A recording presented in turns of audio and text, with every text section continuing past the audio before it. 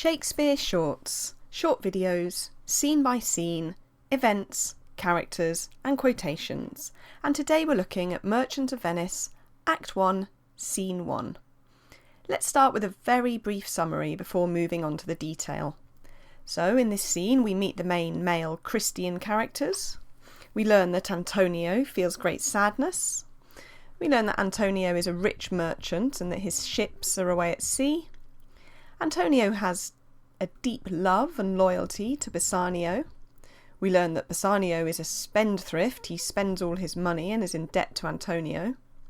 We learn that Bassanio intends to win Portia's hand in marriage, and that Antonio will borrow money to help him achieve this, as all his ships are at sea at present. Now the play starts in Venice. Some editions state that the play starts in the street, but remember there were many different editions published at different times, and that some editions were added to or edited.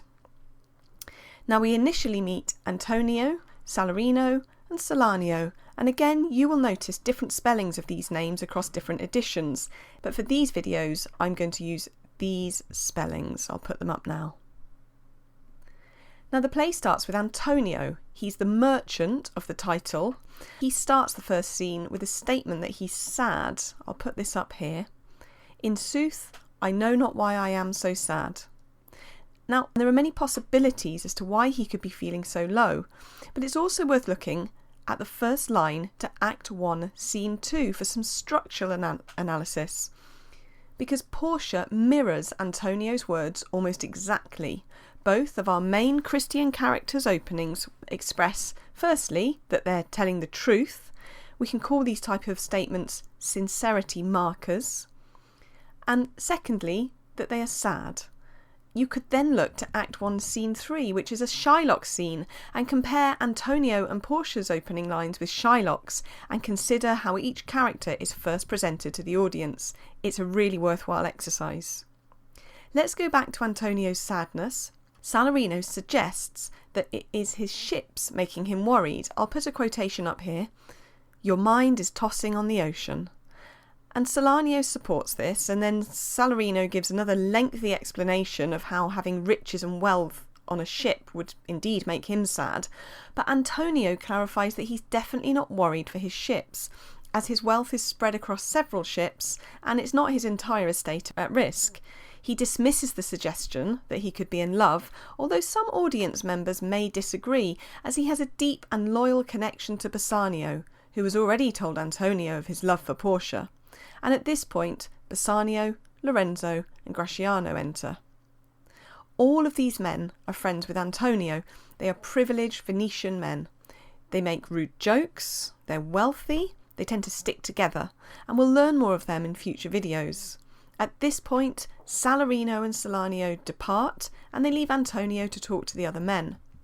Antonio confesses again that he's feeling down, and in fact Shakespeare uses this line in more than one play, so you may have heard it before. He says, I hold the world, but as the world, Gratiano, a stage where every man must play a part, and mine a sad one. Something we learn about Gratiano immediately in this play is that he is the character who doesn't stop talking. He gives a long speech in response to Antonio in an effort to tell Antonio the importance of being happy. Lorenzo comments that Gratiano never lets him get a word in, for he says, Gratiano never lets me speak. And then the two of them leave for dinner, and Antonio is left alone with Bassanio. This is the crucial part of Act 1. We learn a great deal of Antonio and Bassanio. We learn how they are old and loyal friends, and we're given a clear insight into Bassanio's relationship with money, as well as the fact that Antonio has bailed him out several times. Bassanio says to Antonio, to you, Antonio, I owe the most in money and in love. And he goes on to say that he has a plan to get clear of all the debts I owe. And I think here is when we can start to see what motivates Bassanio. This may seem like a very minor point, but look at the order of things here. Bassanio lists money before love. This is a pattern through the play. Also, his plan to clear his debts involves winning the hand of Portia. So we have to ask ourselves about Bassanio's integrity here. Why does he want to marry her? Is it for love and honour? Obviously, we have to be careful in applying our modern values to a play written in the late 16th century, but the patterns we see are worth some consideration. Now, Antonio says, "My purse, my person, my extremest means lie all unlocked to your occasions." Look at the openness and the true loyalty here. Antonio offers Bassanio everything he has. The depths of his friendship are clear. It's not just his purse, but his person. Think of the implications here and the way that he stays true to this commitment through the play. Now, Bassanio explains that he wants to essentially borrow money in order to regain what he's lost and pay back his debts to Antonio. You'll see he discusses a shaft. I'll just put a quotation up. "In my school days, when I'd lost one shaft, I shot his fellow of the self-same flight, the self-same way with more advised watch." And I've known people become confused by this speech. He's simply describing how when he lost an arrow, the shaft, he'd shoot another in exactly the same manner, in the same direction, but watch where it went, thus finding them both. This is a long and convoluted way of telling Antonio that he wishes to throw more money at his debt in order to pay back the original debt. And the words you should perhaps pay attention to here are, "in my school days," "I urge this childhood proof," "pure innocence," and "like a wilful youth," because we can see clearly that Bassanio is centering his story around youth. You can see a semantic field of youth here, perhaps reflecting his young, carefree, or perhaps careless attitude. Now the audience sees more of their relationship. We can see more substance here, for Antonio replies by chastising Bassanio for giving such a long metaphor to simply ask for something, and he ends his reply with the rather impatient, "Then do but say to me what I should do, that, in your knowledge, may by me be done, and I am pressed unto it, therefore speak."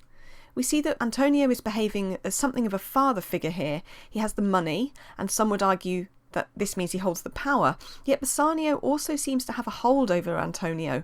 We know this because Antonio has already said that he will do anything for Bassanio. Bassanio then explains that he wishes to compete to win Portia's hand in marriage, but notice the way he first describes her. "In Belmont is a lady richly left." The very first comment that Bassanio makes about Portia is that she is richly left. That is, she has inherited wealth. This is such an important point. Once again, Bassanio is commenting on money before any other human value. He describes her as a lady richly left before he's even uttered her name. Now, the next quotation I'm going to read is Antonio's response. It's not particularly rich for language analysis, but it's important because it gives us the premise for the whole play. Antonio says, "Thou knowest that all my fortunes are at sea. Neither have I money nor commodity to raise a present sum. Therefore go forth, try what my credit can in Venice do." And the speech is finished off with the lines, "Go, presently inquire, and so will I, where money is, and I'm no question make, to have it of my trust or for my sake." This is how the scene ends. Antonio says he doesn't have the money because his fortunes are at sea, and he tells Bassanio to go forth to try what his credit can in Venice do. He's telling Bassanio to go and borrow in his name. The scene closes with the lines that he will borrow it of his trust or for his sake. That is, he'll borrow it as a friend or in a business deal. Once again, we see the lengths he's willing to travel for Bassanio.